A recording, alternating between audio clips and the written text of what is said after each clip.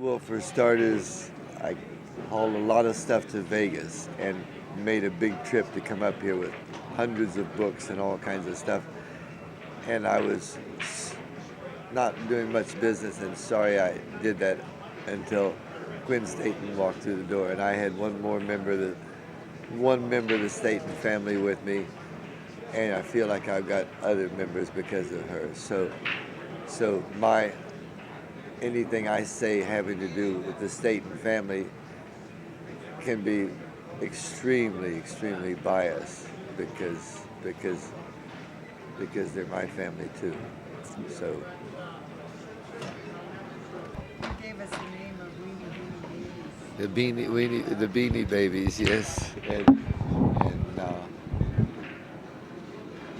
just I got the chance to know the whole family and get a best friend with a man I always admired as a young man. I got to sort of level the playing field with him and be a man-to-man man with him and travel the world.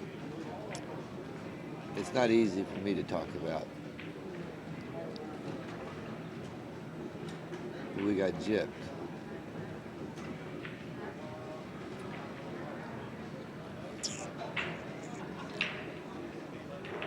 Anyway, we had great times together, and nothing lasts forever, nobody lasts forever, and it just seemed like the times were getting started because we never lacked for things to talk about.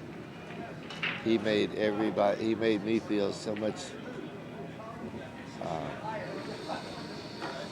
better than I am.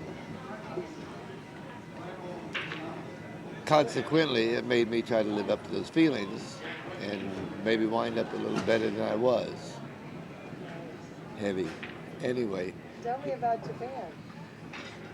You were with us, yes, in Japan. Myself. Yes, you were in Japan. We went to Japan to produce a video on the All Japan tournament, and Bill was going to be my announcer, along with Paul Gurney, like Bill always is, and we had a great time, and we went across the sea together, and I went with the guy. Bill was the first person ever to go play pool in Japan, an American, Bill and Jim Rimpey. So his memory's nostalgic for him, and instead of just going right to the pool room, we played tourist, and we went to the Golden Temple.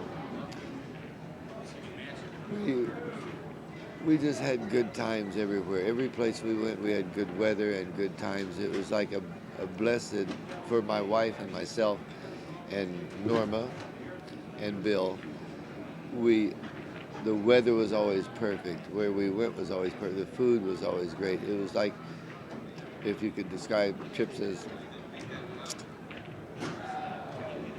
almost heavenly, because it dial a trip.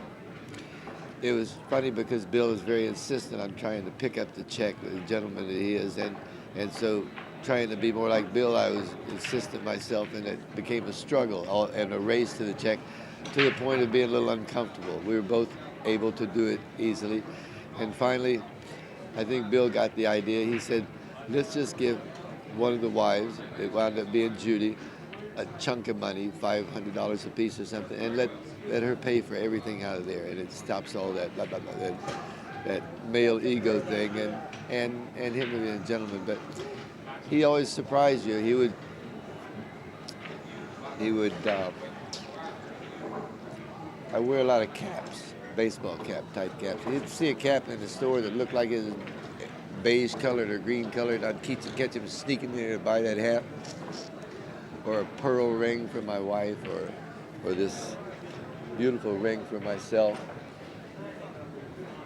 So I don't know all that much about his playing and who he won, and who he beat. When I watched him play, I was a kid when he was in his prime, so I don't remember much about who played how. But I know everybody wanted to play him, and not because he was an easy game, but because they could win something. They could win it from a gentleman and a businessman, not somebody who they're going to have to give $100 to go home and pacify the wife or get groceries or something. They knew they could take off a score, and the next guy to play him the next day might be able to take off the score. But pity the fool that didn't play real good, because Mr. Staten could pocket those balls.